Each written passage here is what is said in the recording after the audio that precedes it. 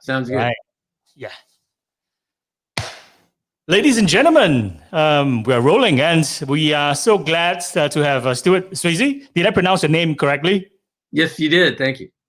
How are you doing? And it's so great to have you here today. I'm doing all right. Glad to be connecting with you in Singapore on a Friday night here. And it's Saturday morning, Saturday afternoon, just past 12 in the afternoon. So right here is sunny Singapore. Is it the same over there wherever you are? Are you in LA at this moment? Well, I mean, it's summer, so it's pretty sunny and warm. Yeah.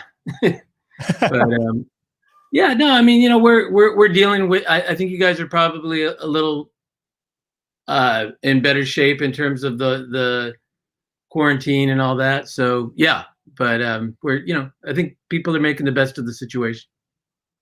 Yeah, I think you put it correctly, 100%. Even though we are doing slightly better, doesn't mean we are completely out of it. I think everyone else in the world are experiencing this pandemic the same way, right? We are all trying to hold on. So it's great to connect with you virtually, using this platform, and of course to find out more about what you do. And we know that recently you had a great documentary, full-length film. That is, even though it's not on Netflix, but it gives people in Asia, people in Singapore a chance, to reminisce about this music festival in the desert that people like me didn't have a chance to attend, obviously. I think in the early 80s, I was probably too young for that. I was, I think, only 5 or 6 years old. So haven't really discovered bands like, Einstürzende Neubauten, a band that I couldn't really pronounce, even though I love industrial music. And you and so many other great acts that you brought out to the desert, right, to perform. So we're going to dive straight into that. Maybe tell us or give us a 5-minute elevator pitch why this film is really, really important, especially for music fans like me. Well, yeah. So in terms of its importance, I think that it expresses a whole era of music that was slightly after the beginnings of the punk rock era, where things became a little bit more experimental and there was a lot of independent DIY, people putting out their own records, people putting out their own zines. So for me, I was directly involved in putting on these events, which in Southern California, we had a lot of problems with police repression. And we also had this area that was this big open space, which is the desert out here. So I kind of had the idea of, could we take these underground music people and bring them out to this completely other environment? And so it was kind of a reaction to the difficulties of that time with our police force, but also I felt like the music was becoming more expansive and kind of needed a more like a cinematic kind of backdrop. So I kind of like the idea of the desert and sort of this spaghetti Western kind of feeling.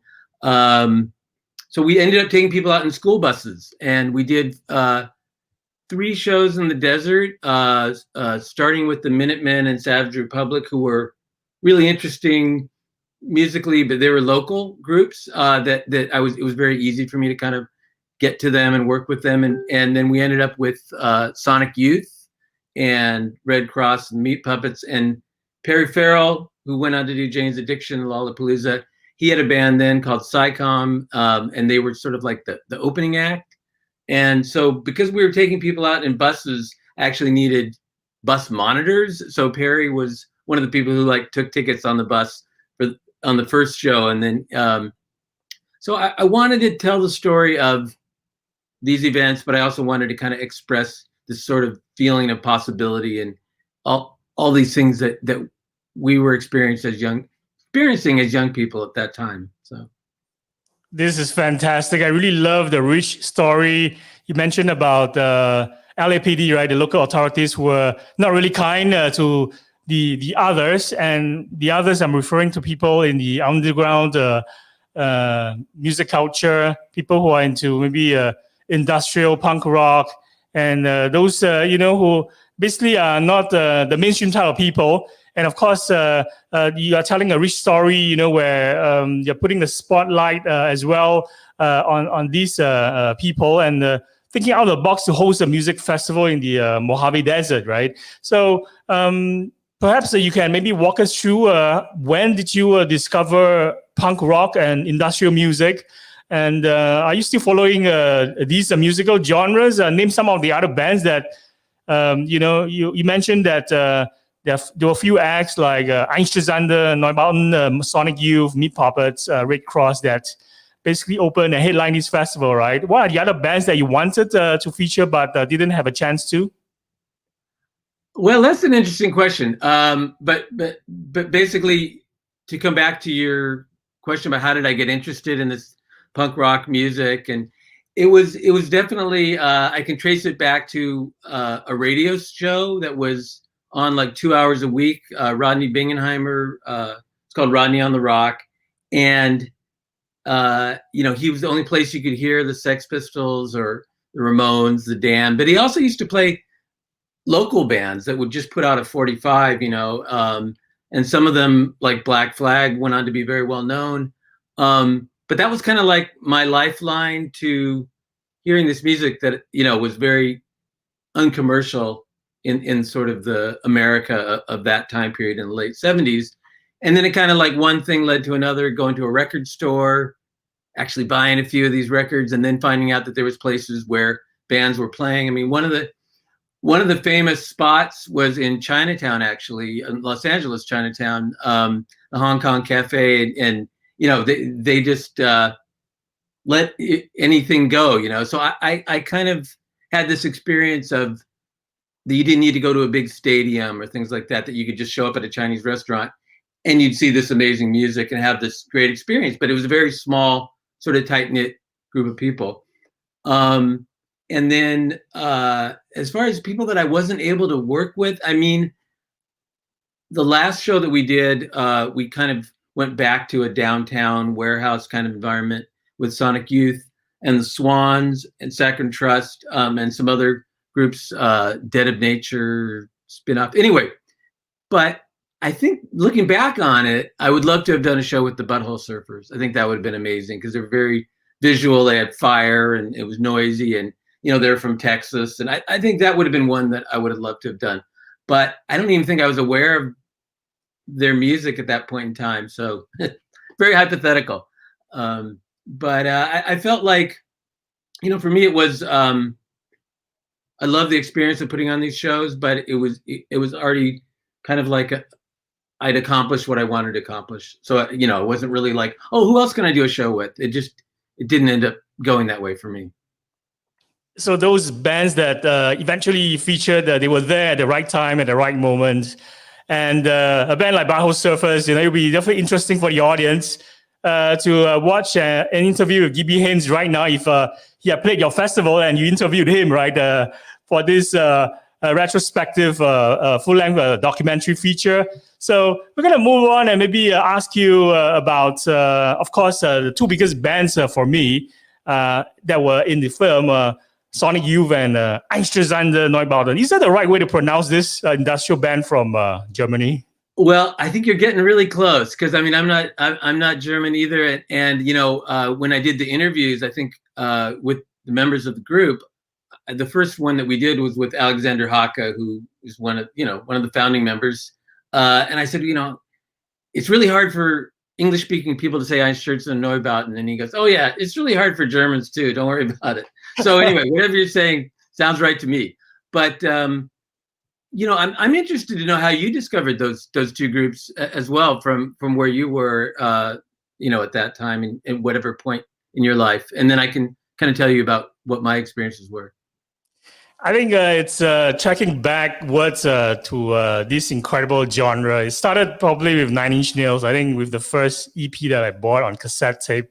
I think it was the Broken album, Broken EP, right? So I actually bought the Nine Inch Nails on release on cassette. And the first time I heard it, I was still a teenager. I was so scared because it doesn't sound humans, playing music to me. It sounds like aliens who are, just like, how bands sound like in the Mojave Desert, right? They sound really alien.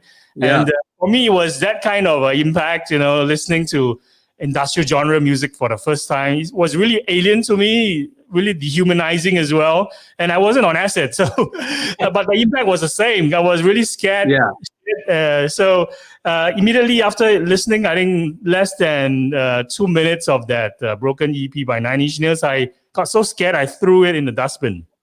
Wow. And it was how I discovered, I think they won a Grammy Award for Best Metal Performance. So I was really into metal music at the time, growing up with grunge music and alternative music. So I got that album on tape and got Sketch Shit, Shitless, and immediately I threw it in the bin, right? But a week later, I kind of was feeling curious again. Like, I want to go back and listen to that strange, sounds coming up from the cassette tape. So I went out to buy the same tape twice in 1 month. And this time I really sat through and listened to the whole thing and saw beauty, among the chaos. And of course, the screaming vocals caught my attention, the mechanical drumming and the precision riffing as well. And there's a lot of engineering mastery in that piece of music as well, which I grew to appreciate, shortly. And then I just discovered the one-foot genre through bands like Skinny Puppy, which were on a major label. Surprisingly, all the albums are available in the local store in Singapore. So that's cool. Yeah, checked out the whole discography and listened to other bands like Ministry. And then I realized that, Germany has a ton, of really great industrial bands. And the pioneers were none other than Einstürzende Neubauten and, of course, KMFDM, I think they came later on, but it was another band that caught my attention, UK-based industrial pioneers, Throbbing Gristle. So that leads naturally to the next question. Were there an earlier influence for you as well when you picked the bands to feature? And how was that band, Throbbing Gristle and Genesis PRH, right, who recently passed away, had an impact on your career as well? Yeah, so for me, a lot of my understanding of that genre of music came out of a book, actually. It was called the Industrial Culture Handbook, which was published by Research Publications up in San Francisco. We were in LA, and they seemed like they were just plugged into all these different things, like Throbbing Gristle, Monty Kazaza, who was a collaborator of theirs, and Survival Research Laboratories, who were not really a band at all, but they worked with machines and sort of created these street performances at that time that were really, really chaotic, like you're saying, like the beauty and the chaos. And so I would just study that book, and then it definitely influenced me. And so when Throbbing Gristle came to Los Angeles, I went to that show and getting the chance to see them at that point in time, which I think was sort of the end of that first phase of Throbbing Gristle being a band, so to speak. It blew me away. That was a big moment for me. It just kind of it was really noisy.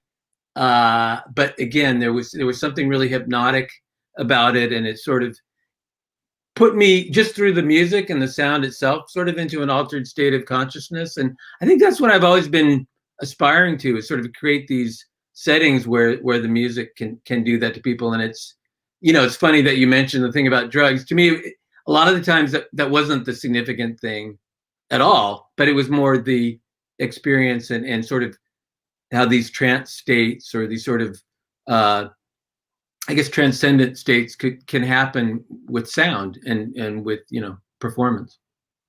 So seeing them, I just sort of felt like, that became like a challenge. And I got to know the person who promoted that show, and he kind of taught me a little bit about just the basics of going around to record stores. And back then it was very analog. You really couldn't, there was no other way to do it, but it also made it very personal. You would go somewhere and this is the show I want to do, and they would take your tickets, and so that was kind of the Throbbing Gristle show indirectly got me involved in actually promoting these events. So it was definitely a community at the time that was closely knit. Everybody took care of one another and watch out for one another. How was the climate like, living in the US West Coast at that time, right? Could you describe the scene in the early 80s? For the rest of us, like me, I was too young and I didn't have a chance to travel to LA at the time.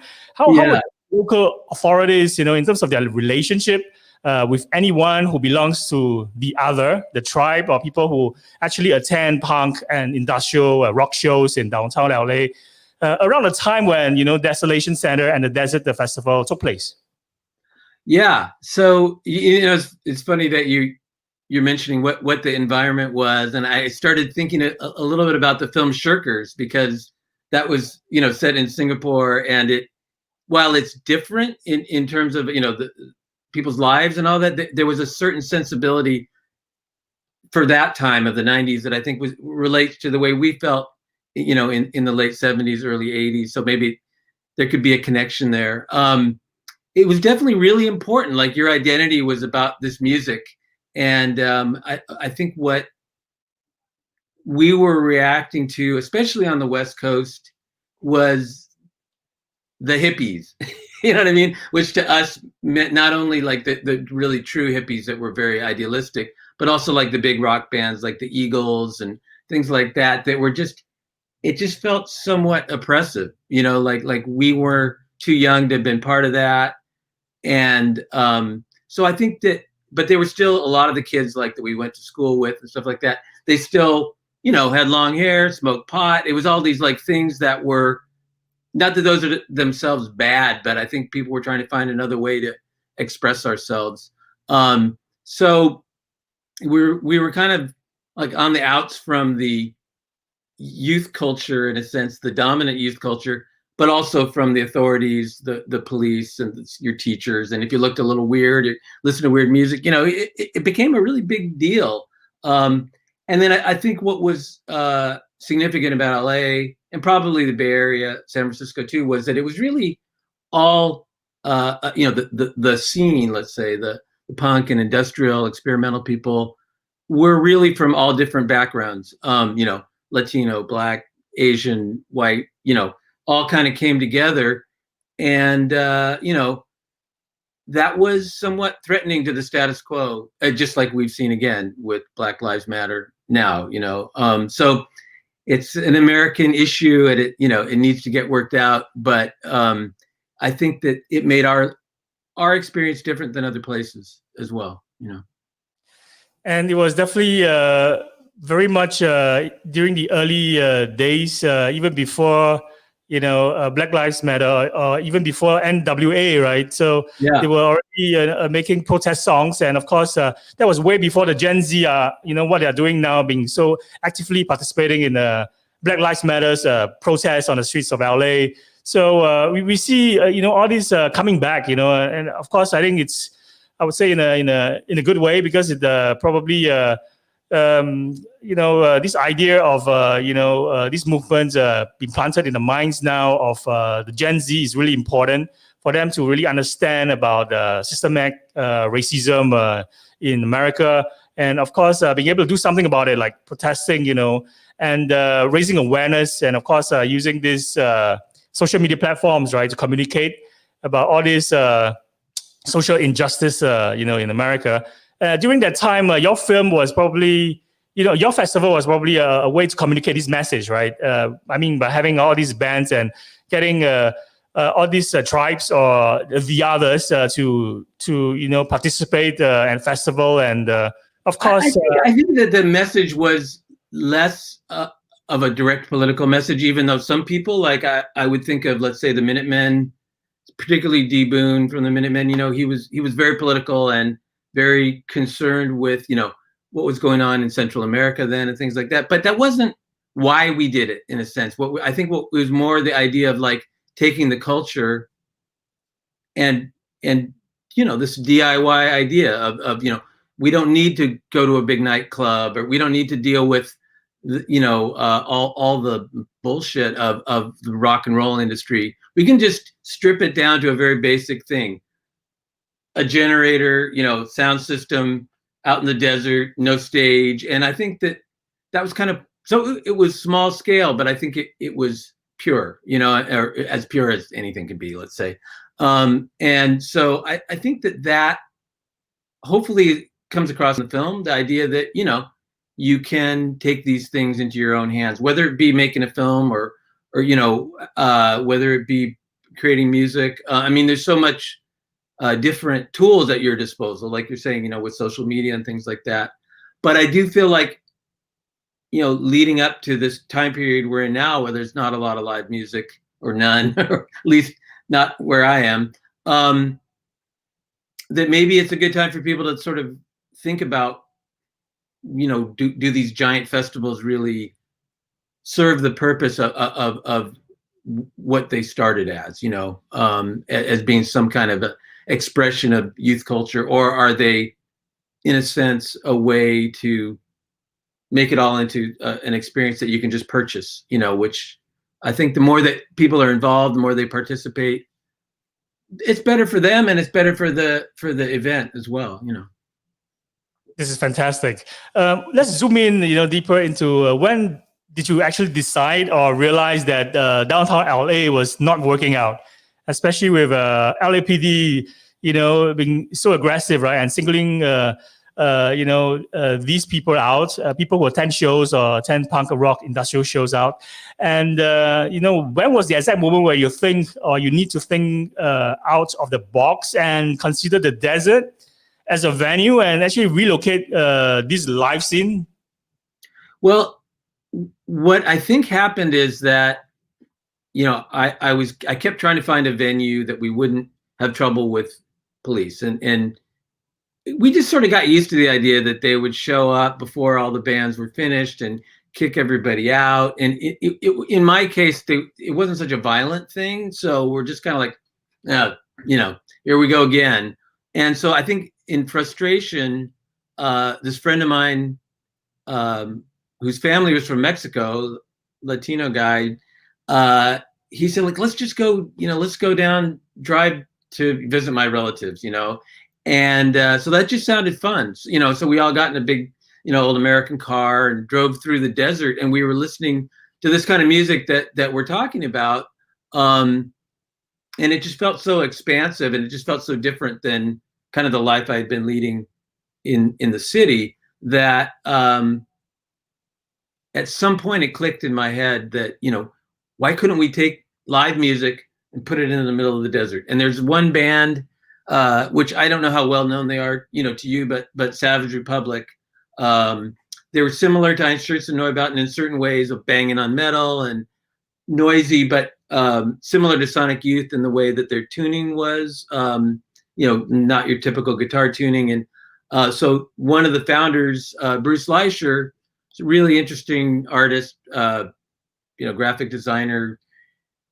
I said to him, hey, what if we did a show in the desert, and not really knowing, because I didn't know him. I just called him on the phone, and he was like, oh, that's a great idea. And I know a dry lake bed. Let's go out there and check it out. So that was kind of really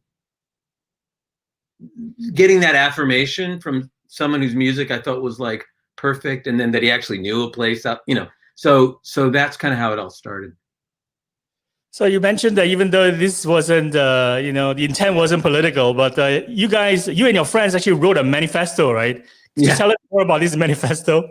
Oh, that's very true. Yeah. So when we were still doing shows in the city, in downtown, we had a couple gigs, and we had the location and who was playing, and and then on the back we wrote this statement, which we called the Statement of Principles, and it was a lot to do with, we were not trying to make money. We weren't booking bands in order to get a crowd, that we weren't gonna try to make it like a nightclub. I'm trying. I don't have all the points in front of me, but we, basically we said we weren't going to advertise in the local LA Weekly and stuff like that. So we just really were trying to separate ourselves, I think, from what we saw as the power system that was, the sort of making this rebellious music into the mainstream. And you can see it. I mean, there's a new documentary, I haven't seen it yet, that just came out about the Go-Go's. And that was they were to us, perfect, all girl punk rock, crazy kids. And the next thing you knew, they're on MTV and they were having #1 records. And not that that's good or bad, but I think we just wanted to sort of separate ourselves from that whole system here in Los Angeles, And I think sadly for them, it wasn't necessarily the best outcome. I mean, even though they were successful, you know. Amazing. Before we dive into the main part of these podcasts, where 80% of our listeners are, CMOs or brand marketers, and the other 20% are like creatives, entrepreneurs, and the rest. So, we definitely need to dive into like the marketing aspect, where, you have a lot of hacks and advice on how to, crush it on iTunes in terms of how to promote and even increase the chance of getting more pre-orders for your show, which is distributed in a really unique way, I would say. And let's maybe dive more into the logistics and operation part of organizing and promoting an event like this. And you were 20-year-old when you were bringing all these bands together and promoting this idea and basically launching an event out in the desert. So how did you promote the live shows during a time without internet, without social media, without even GPS to know exactly, where you're traveling to without getting lost in the desert, and sell the idea, to bands and singers to participate, or even convince them to board a bus to travel 3 hours to attend a festival in the Mojave Desert? Yeah. So, okay, I thought you were going to ask me about marketing the film, but in terms of marketing the shows, it seemed very straightforward at the time, and but it was definitely to do with using the resources that were there. So we made flyers, which you could like Xerox, and you had the information on them. But there was two ways that we reached the people that. Let's just talk about that first show, Mojave Exodus. One was the Savage Republic mailing list. So back then, you didn't have an email list or a Facebook following. You would have, a typed list of people, and you'd print out labels, and you would send them things. And so I already knew Bruce from, again, like I liked his music, and so he let us use their mailing list. So we sent the flyers out to a bunch of people, and then the other thing we did was we left the flyers around at record stores, and they were sort of a network of certain stores: Rhino Records, Aaron's Records, Zed Records, in different parts of the city or of Southern California, that would stock all these independent records. And so if you went to those places and you had a gig, they would, be willing to show that. I'm sorry, they would be willing to sell those tickets for you. And so we really didn't have the money to do what we wanted to do, which was rent these school buses, have a generator, have a PA. But because the stores were willing to sell the tickets, it was almost like crowdfunding, but on an analog sort of simple way. So by the time the show came around, I was able to go around all the stores, get the money, pay the people that we needed to pay. And, so we were able to actually manifest this idea so there was a lot of trust involved in that. And that was something that I learned from hanging out with this friend of mine, Michael Shepard, that had put on the Throbbing Gristle show, that, he kind of showed me the ropes. So that was the first show. It was really basically a mailing list, stores, and just talking to friends and that kind of thing. Were there a lot of resistance from the sisters to board the bus and go out to the desert and travel 3 hours to reach there? Was there resistance? I think the people that didn't want to do it just didn't go. So I do think you're right that the idea of even going to a punk rock or post-punk show in the daytime was kind of weird for some people, because they wanted to go to dark clubs at night. I think one of the people in the film, Bertel, talked about that. And so some people are a little more willing to take a chance and try something and have a different experience. And part of it was we didn't tell them where they were going, so that it was almost like kind of a conceptual art thing, that you just had to get on this bus and you'd find out when you got there where it was. We said a remote desert location, but we didn't give any details. And again, that was partly a business decision. Even though it wasn't really big business, but we wanted to be able to sell tickets, and we wanted to be able to kind of control the environment. So we thought if we only allowed people to go on the bus, then we have a way to kind of have, people buying a ticket that would help fund the show instead of a bunch of people just showing up and not contributing to the financing of the thing. And so it was a lot of sort of things that worked together. I mean, part of it was this mystery of where are we going? And part of it was we didn't want a bunch of freeloaders showing up and, following out there because we gave everybody a map. So kind of a, combination of ideas. This is amazing. We're going to go back and ask you about Einstürzende Neubauten again. And exactly when and how did you meet the German band and advance the idea of doing the festival in the desert with them on the lineup? Yeah, so they were, I heard about them from a friend who, Ethan Port, who I guess had somehow already been to Germany and met them. But I remember that, the Einstürzende Neubauten in English translates as collapsing new buildings. And so that's what the name actually means. And so he wrote that down and he was like, if you get to Berlin, you got to see these guys collapsing new buildings. And so at the time after the first desert show, I had a regular day job. I was doing phone sales for municipal bonds and I'd saved up some money.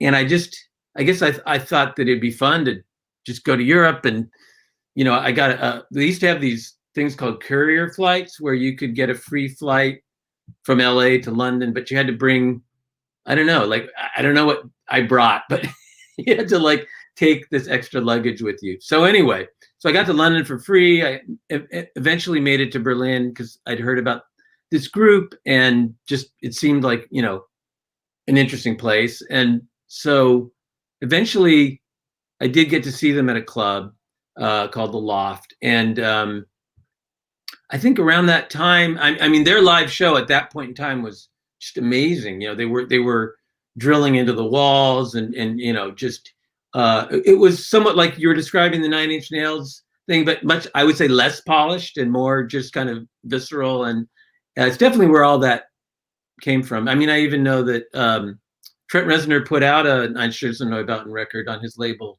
at one point. So after I saw them, I think I just blurted out this idea of, hey, would you guys want to play in the desert? I mean, I didn't go there with that idea. I wasn't really thinking I want to do another desert show per se, but seeing them, I just thought, this would be so cool. And I think that it made sense to them, even though I wasn't sure, because Berlin is was a very urban place. Their music didn't really had nothing to do with, desert landscapes or anything like that. But it just made sense to them that it was so primal, and I think that also German people kind of have this mystique about the desert or European people in general. So anyway, I left him a phone number, whatever, the way we communicated back then. I scrawled it out on a back of a flyer or something and handed it to him. And I kind of, eventually I really didn't have a way to make a living in Berlin. And so I ended up back home in Los Angeles and started getting back into my life. I think at that point I had moved into this building in downtown LA with Bruce that I mentioned, and also Michael Shepard. So the three of us were roommates, which was not an ideal situation. But then I got a call from one of the people from Einstürzende Neubauten, and they were going to be touring the U.S. and they were going to be in LA in a couple weeks. And so they had sort of this bigger show at a real concert hall, but they wanted to do a desert show the next day. So that was like this big opportunity for me to kind of step up and do this Einstürzende Neubauten show in the desert. And then through them, we sort of started collaborating, and they would call from the road and they say oh, well, talk to Mark Pauline from Survival Research Laboratories, maybe he'll come down. And so it just became this it's kind of like my dream gig or whatever. So that ended up to be a little bit bigger than the first one, still small scale, but maybe 400 or 500 people with 6 school buses. And we did get a little bit of, by that time, I think the first one had gotten a little bit of, buzz or whatever, discussion. And so we got written up in a few places. And I mean, at some point it was just like, this is big as we're going to go. We're just going to stop with these 6 buses. And so that became the second desert show. And, you know, I mean, they came through in terms of, you know, really creating this very intense vibe. And you eventually organized a third show, right, where Sonic Youth played. We're going to talk about Sonic Youth later on in the show.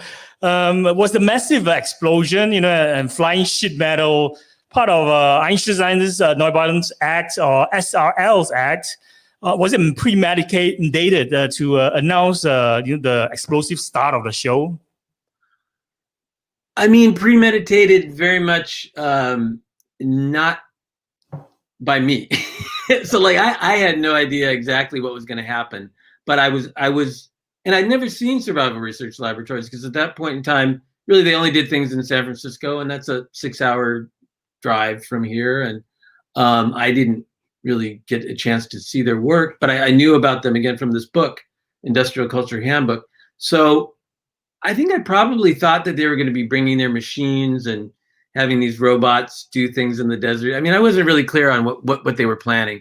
And basically what happened is that they weren't able to transport the machines, because, you know, I didn't really give them the budget for like a big truck or anything like that. Again, I hadn't really thought through all this stuff. A lot of it was spontaneous, people just coming up with things and working with the situation. But anyway, they decided at the last minute, which I didn't know until I started interviewing them, that they had this tank, like kind of small remote control tank.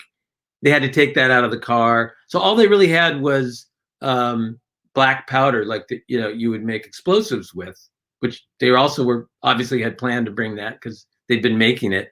But what they did is they came out to the location, I think like a day or so before, camped out, and they found all this debris, old refrigerators, you know, sort of cast off things that people just dump out in the desert.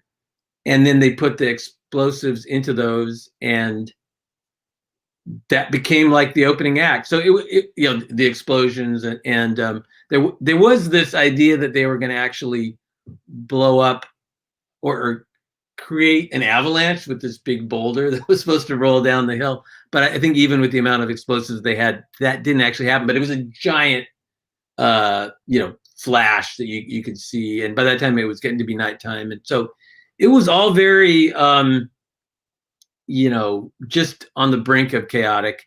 And I think as an opening act for Einstürzende Neubauten, I mean, it was perfect. You know, I mean, it really just set up this atmosphere of I think that we were out in this sort of almost extraterrestrial setting. You know, that's, the desert has that effect of it doesn't feel like, in a way, I mean, for most of us, I think if you grew up in the desert, it's probably different, but you know, there's these cliffs and it, you know, it really looks like another planet, and that anything could happen out there. And thankfully, you know, nobody got hurt. And you know, what I think that there was an element of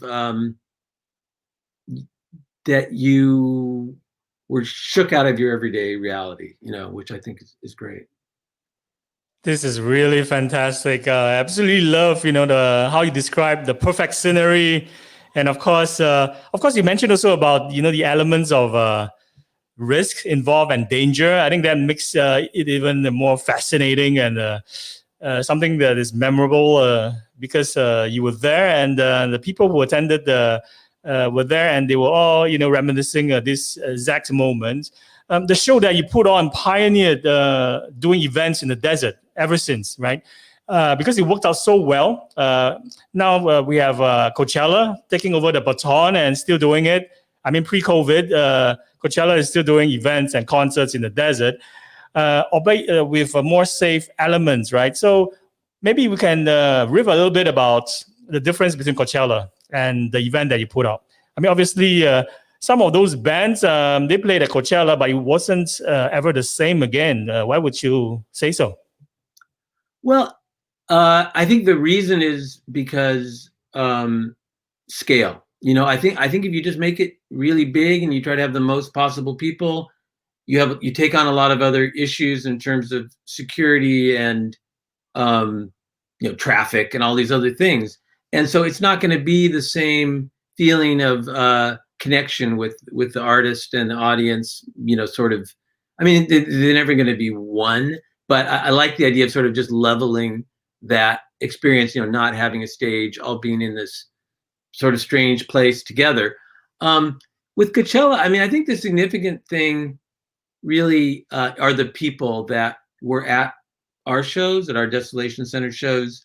Gary Tovar is the legendary, founder of Golden Voice, which was putting on these bigger punk rock shows in the 80s, and then they did a few sort of not so successful attempts to do desert shows later in the later part of the 90s. And then I think by that time there was other people involved, Paul Tillett, Rick Van Satten, who died, but he was definitely aware of the things that we were doing out in the desert. And so I think somehow or other the idea of doing a big festival like they do in Europe, or in the UK, like the Glastonbury or whatever, but doing it in Southern California, it just became clear, like, oh, it should be in the desert, and so Coachella is about a 10-minute drive from where that Einstürzende Neubauten show was, and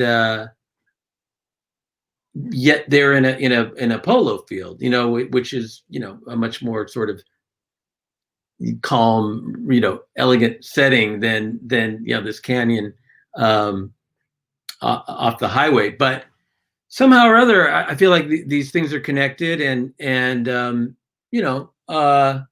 I think, I don't know, I'm interested to see what happens with these big festivals in the post-COVID time. But in terms of Burning Man, again, there's a guy named John Law who was just a prankster. He did these things called, he was part of this thing called the Cacophony Society in San Francisco. And they would do all kinds of just surreal street events, like had one where everybody dressed up like Santa Claus and they all got drunk. And, and I think that still goes on to this day. But at the time it was very much more of a like street theater kind of thing.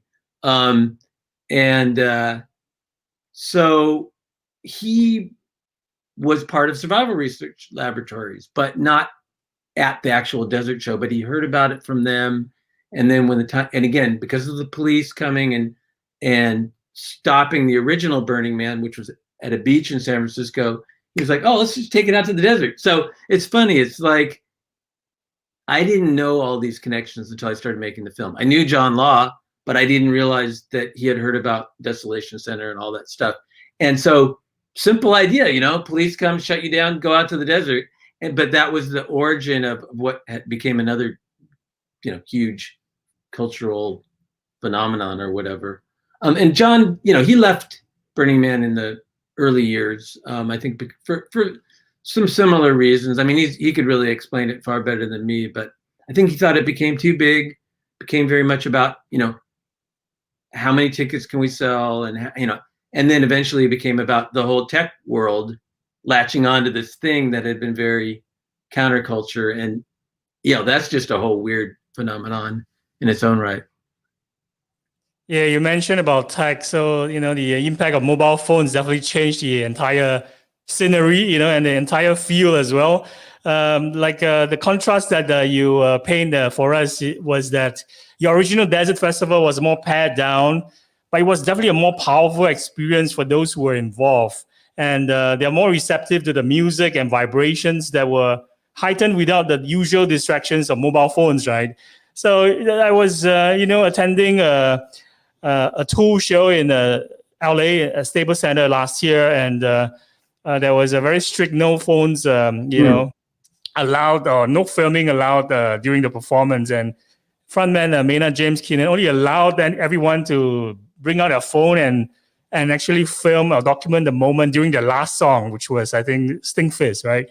So, he had this rule that has been going on for years. And, one of the things that I was actually kind of, glad that I did was that I was basically filming.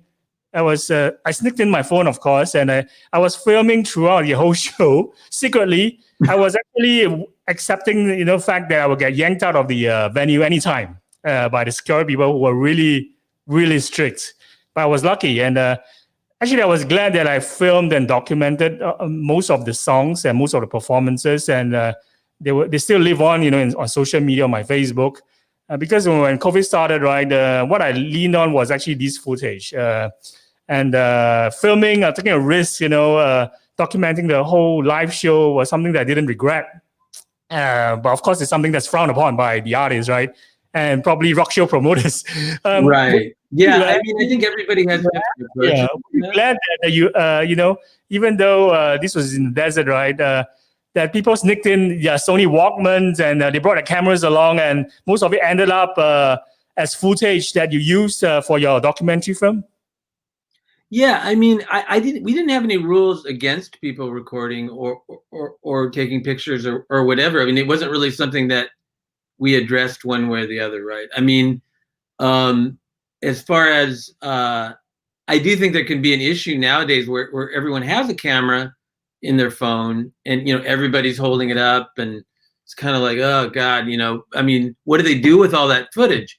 But for me as a filmmaker, it's fantastic because people were there with their 35 millimeter cameras. The fact that we were able to get as good a sound as we did was because of, particularly, there's a guy named Bob Durkee who went to all the shows and recorded with his Sony Walkman, but other people as well, put these bits and pieces together. So we had footage with not such good sound.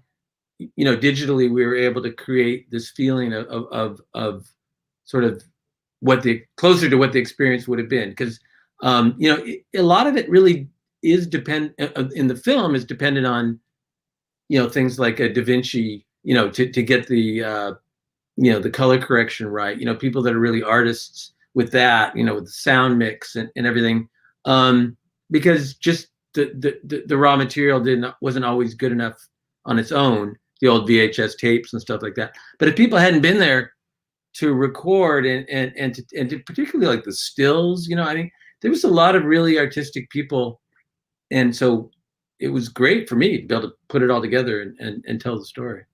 So I don't know what to say about the Tool show. I mean, I definitely am of mixed mind in the sense of, for you, it was more important to film it, and I could see where you just don't. I just don't think that a live experience with everyone documenting it feels right to me, but that's just my point of view, Yeah, and I totally agree with that. Of course, my action says otherwise, but it was a risk that I took because it took me 42 years before I actually see my bucket list band tour for the first time. And, I still live to this day with the regret that when Sonic Youth came down to Singapore, and they played here, I think in 95 or 96, I think during the Washing Machine tour. I didn't bring, a Walkman to record the show because they played a definitive version of the Diamond Sea, which is my favorite Sonic Youth track. So it's something that I regretted until this day. I wish, I had a great recording of that because it's not available anywhere. Nobody actually heard the version that was played, at the stadium in Singapore when Sonic Youth was here. But talking about Sonic Youth, right, is a great time to segue into Sonic Youth. And of course, that Steve Shelley, the drummer, one of my most admired musicians on earth, he participated in one of your, I think, Zoom discussions to promote and talk about a film. And of course, he also played a huge role in terms of crafting the soundtrack to this full-length documentary film. Could you tell us how was it like working with Steve, and as well as how the soundtrack really, heightened or even elevated the film to another level? Well, just to be clear, Steve didn't see the film until the last public screening that we had, which was earlier this year in New York City, because he really wanted to see it projected. And I was like, oh, I'll send you the Vimeo link. And he goes, no, I'll wait. Yeah. And so that night, after, we had him, Lee Ronaldo, and a journalist from New York there doing the panel. And then he was like, can I put out your soundtrack? And so that was really exciting for me. So when I say he's doing the soundtrack, he's going to be helping us with the a vinyl release and CD release on his label, Vampire Blues. But he's just actually all the Sonic Youth people I think are really amazing at the archiving of their work and really curating all this stuff. And so some of the photos that you see of the Gila Monster Jamboree show that they played at were by this guy Alan Peake, and they're kind of like these blurry images, but you can still see the band playing. I got those from Lee because he was like, I have these on on a hard drive, and then they released in 92 I believe, a VHS tape of their set. And so it was recorded by Flipside magazine, but so all along I think it's been really helpful that they've kind of cared about their work and paid attention to it while they're still innovating and doing new things along the way. So I mean, who knows, maybe someone will turn up with your Singapore show. I mean, they're releasing, I don't know if you've been following all that, but they've been releasing things on YouTube and on Bandcamp and a lot of different live shows and things like that. Obviously, because they can't tour. I mean, Sonic Youth are not a group per se, but Thurston and Steve Shelley still were playing together, and Lee does his own stuff, and I feel really lucky. I mean, just really fortunate that they have got behind the project, and Thurston did a solo set at the Sheffield Documentary Festival, and did the Q&A with me, and then Lee did a solo guitar thing, where his guitar is suspended from a crane, and it was going around in a circle and then going through all these effects and stuff like that. And it was an outdoor screening in a cemetery in Brooklyn, New York. And so the whole thing was just it was cool to show our film, about these site-specific shows, and then have a site-specific thing with Lee, and it just kind of like all came together again. So it was great. 100% agree that Steve Shelley and the members of Sonic Youth, they were incredible people. And I couldn't imagine when I saw them perform in Singapore. That was my first and the last time, watching them perform, because Sonic Youth is no longer, together. But I was camping out, like many Sonic Youth fans, right? I think this is a good time to plug some of the live album releases on Bandcamp that Steve Shelley put out on his label. I was camping on Bandcamp and basically, consuming all these fantastic, archival releases of their previous shows, and they all sounded incredible. And it was like immediately you're transported back. It was the same kind of feeling I get when I watch, your documentary. I was transported back to an era where I was too young to experience and didn't get the opportunity to experience that. So the next question is submitted by someone from our community who is a creative. It's a creative's question. How long did the whole film production take? Did your career up to that point prepare you to take up this project on this scale? Which books or films or even people inspired you or gave you the blueprint for this entire process? Well, for me, I felt like the idea of making a film or doing something with these shows was there, but I put it aside. I think I wasn't really able at that point in my life, and also just in terms of getting access to editing equipment and gear. It was all a lot more difficult in the 80s. But eventually I produced a music documentary called Better Living Through Circuitry with my friend John Reese. He was directing it, and it was all about rave culture, and it was in the desert, in times, where they would have DJs playing and do these all-night parties, but it felt very relatable to me. And so I kind of learned how to make a music documentary by doing it. It's kind of like, seems like that's how I end up doing things sometimes. And so that film led to me working in TV more. I had done a little bit, like I mentioned, I mean, when I was at Burning Man, I was already working as a freelance TV person. But all I worked at the Science Fiction Channel, the Syfy Channel here, worked in TV development, and so I ended up getting used to doing very small scale stuff, because when you're doing development, they don't really give you the full budget of a TV show. They just say, like, here, what can you do cheap to show that this will be a TV show?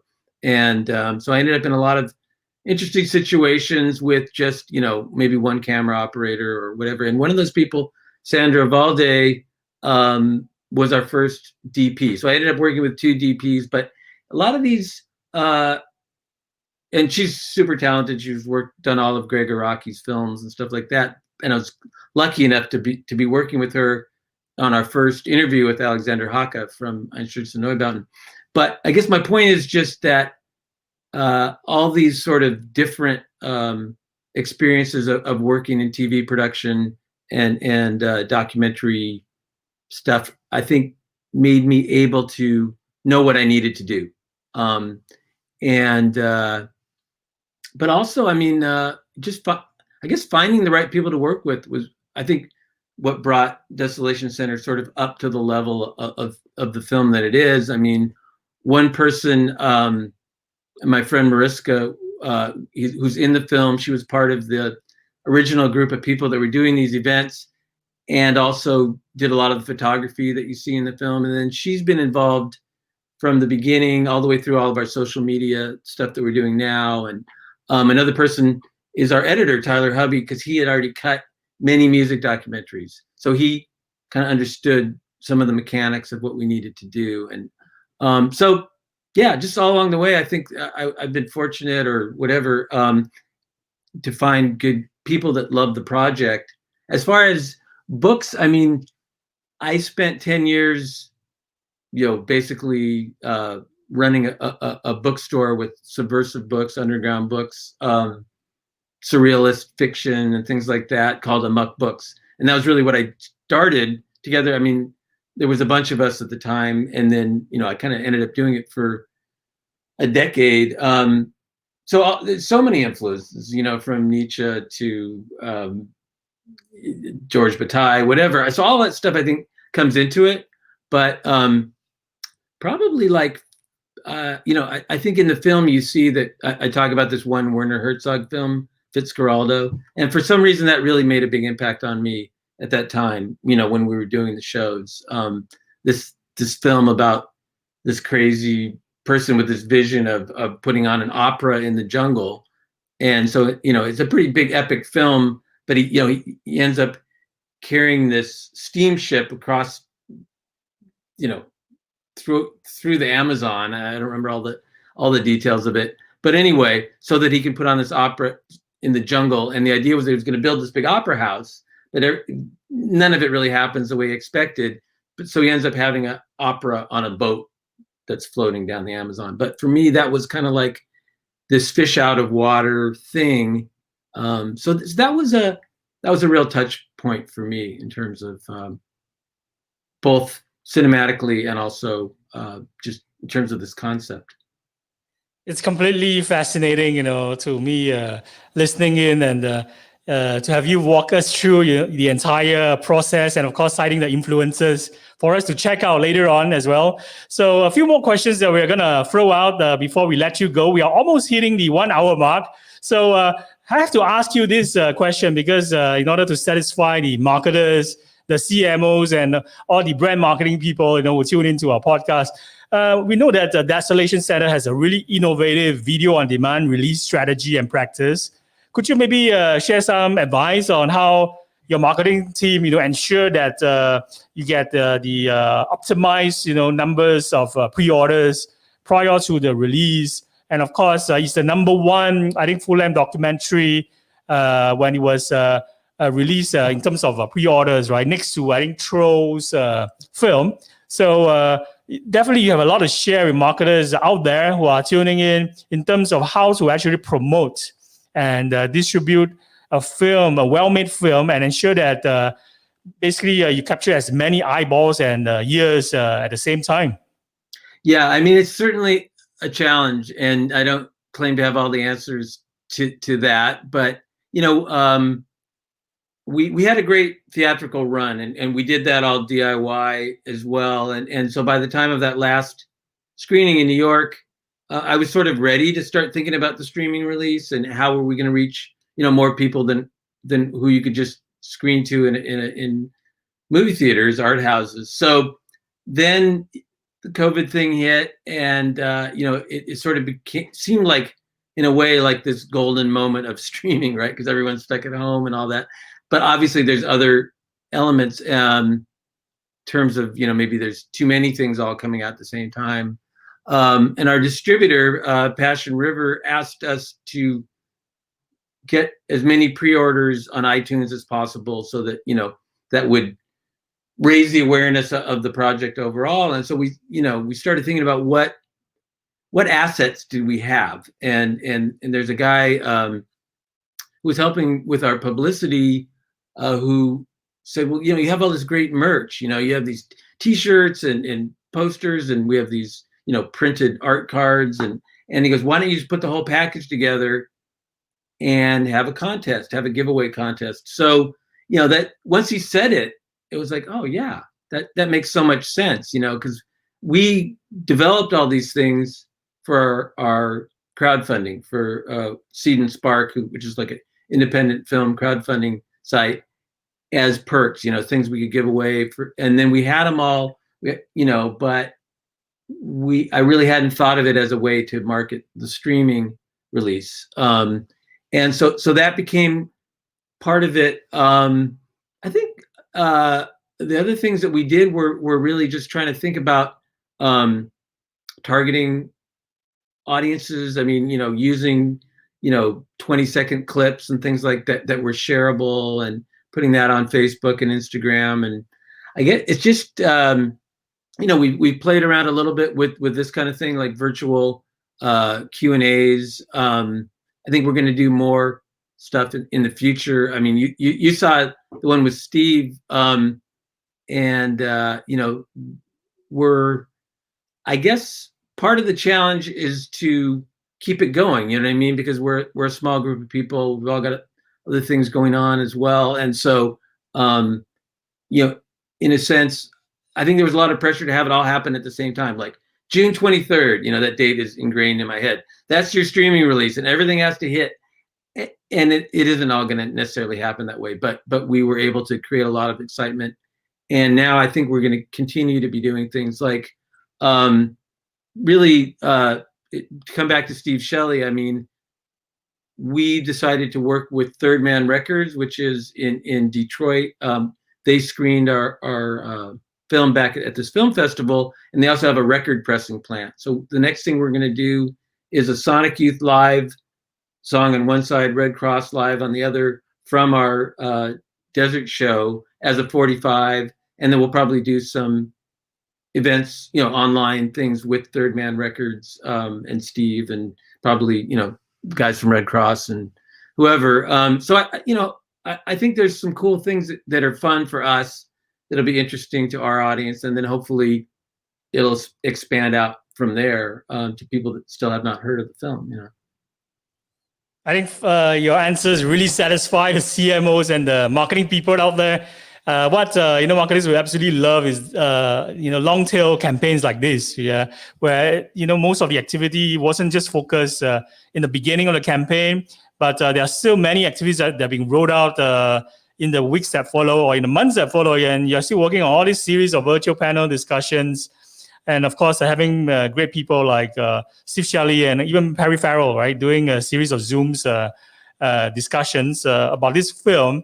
So we are gonna reluctantly let you go, because I actually prepared another like 36 more questions for you, but due to time constraint, we definitely won't be able to do that, or probably you won't be able to go to bed later on. So maybe tell the audience any last message, and what other things to watch out for, and before we let you go. Sure. I mean, I just want to thank you for having me, and you're doing your homework and being prepared and really wrapping your head around the project and in all of its aspects, it's a pleasure. So thanks for that. Not, as far as I just think for me, like when things work out is when somehow or other intuitively it's like I got to do this and I don't really have any choice. And so those shows were like that. The film has been like that. And I think that you do need to market yourself. You do need to market your projects and all that stuff like that. But you also, I think, need to have something that you really care about and or want to devote all that time and energy to, because it is going to take over your life. So it's good to really be excited about what you're doing, and that's what this film has been for me. It kind of brought me back in touch with a lot of things in my life that maybe had been over 30 years in the past. So anyway, I don't know, that's kind of my summation. Thank you again. And this is a very fantastic way to close the show. But before that, I urge all our listeners and our audience to go check out this link right below where you can actually stream the movie on demand right now from the website, right, where it links to all the other fantastic platforms like iTunes, Amazon, even Vimeo, where you can just pay a few quid and you get to experience the festival. So I think this is a phenomenal documentary that I can fully back, 100,000%. I'm going to tell, everybody in the world, especially those who have even a hint of interest in just music in general, I think they will really find a lot of great things that can extract from this film and get inspired by it at the same time. So thank you again. It's an honor. It's a privilege. And ladies and gentlemen, thank you so much to have him on this show. And we're going to have you back maybe sometime in the future to talk about our next project. And we didn't talk Amok.com, which is another link that I think people should check out, where it's about publishing world. So maybe the next episode can delve more into that. And I hope to see you very soon. And please stay safe. And hopefully in the future, when I come to LA, I can have a sit-down discussion or in-person interview with you the next time. That sounds awesome. Well, thanks so much, Wayne. Great to meet you this way. Thank you so much. All right. So long. You have a great weekend. Goodbye. You too. Cheers.